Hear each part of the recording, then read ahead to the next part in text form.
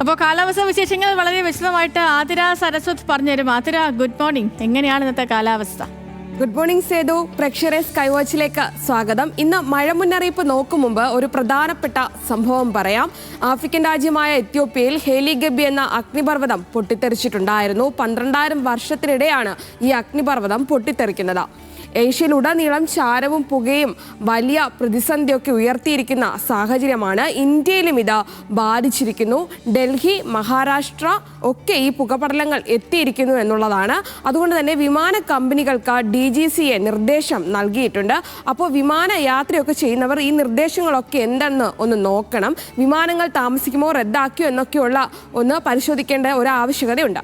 ഇനി നമുക്ക് കേരളത്തിലേക്ക് വരാം. മഴ മുന്നറിയിപ്പ് നോക്കാം. ഇന്ന് കേരളത്തിൽ മഴ സജീവമാണ്. നമുക്ക് മാപ്പ് പരിശോധിച്ചാൽ തിരുവനന്തപുരം, കൊല്ലം, പത്തനംതിട്ട ജില്ലകളിൽ യെല്ലോ മുന്നറിയിപ്പ് നൽകിയിരിക്കുന്നതായി കാണാം. മറ്റ് ജില്ലകളിൽ ഗ്രീൻ അലേർട്ടാണ് നൽകിയിരിക്കുന്നത്.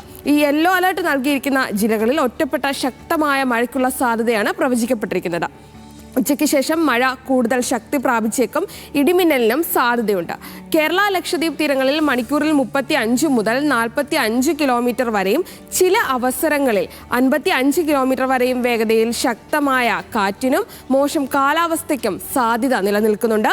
അതിനാൽ മത്സ്യബന്ധനത്തിന് ഏർപ്പെടുത്തിയ വിലക്ക് തുടരുകയാണ്.